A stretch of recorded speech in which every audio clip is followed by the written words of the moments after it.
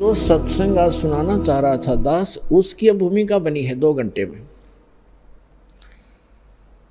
अब 2 प्रकार से मानव शरीर प्राप्त होता है। एक तो पूर्व जन्म के संस्कार, जिनके शुभ संस्कार होते हैं, उनको लगातार कई मनुष्य जीवन भी मिल जाते हैं।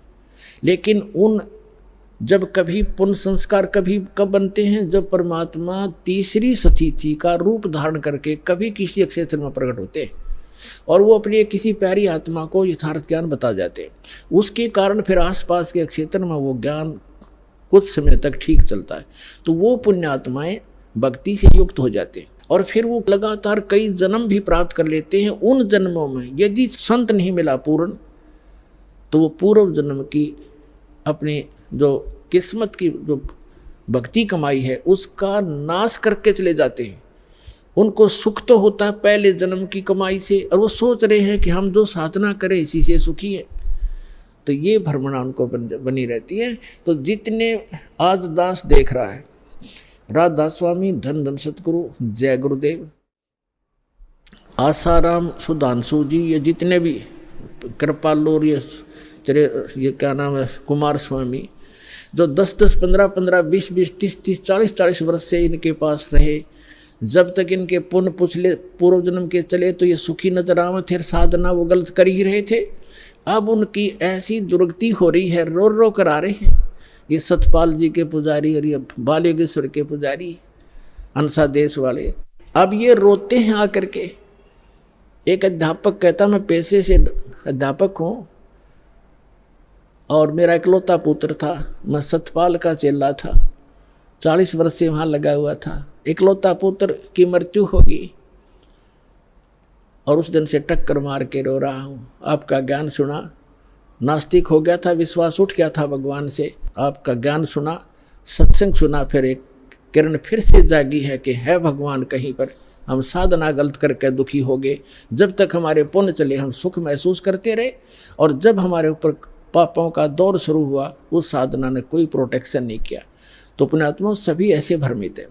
तो जो मानव शरीर प्राप्त प्राणी है वो 2 प्रकार से हैं। एक तो ऐसे आपको बता दिया, तो वो भटकते रहते हैं भगवान के लिए, कहीं ना कहीं वो बैठ ही नहीं सकते।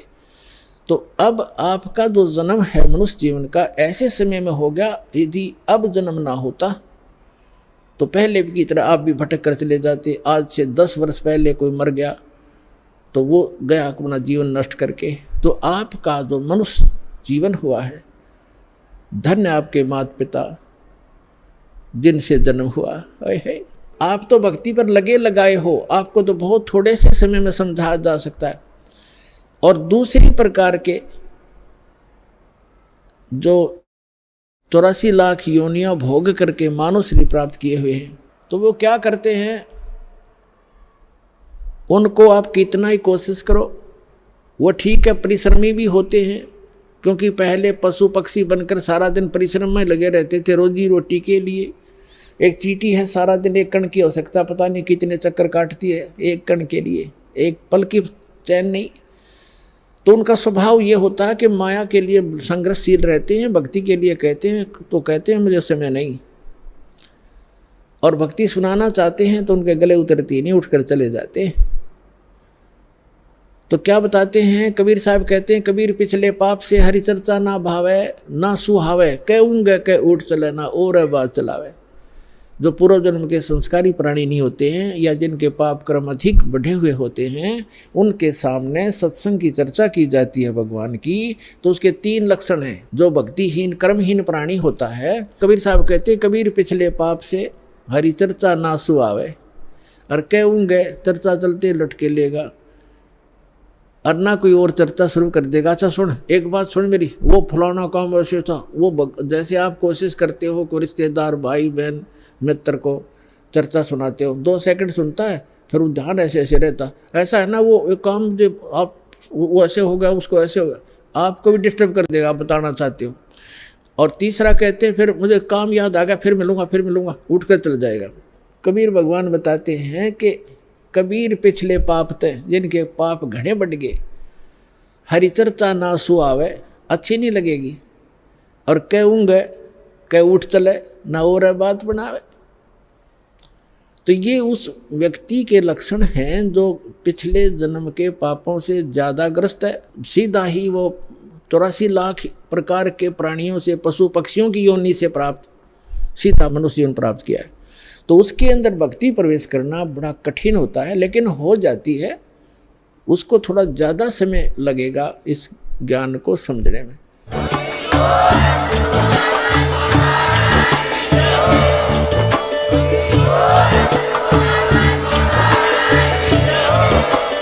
आप सुन रहे थे जगत गुरु तत्वदर्शी संत रामपाल जी महाराज जी के मंगल प्रवचन। अधिक जानकारी के लिए विजिट कीजिए हमारी वेबसाइट www.jagatgururampalji.org। संत रामपाल जी महाराज जी द्वारा ऑनलाइन निशुल्क नाम दीक्षा दी जा रही है। अपने नजदीकी नाम दीक्षा केंद्र का पता करने के लिए संपर्क करें 8222880541।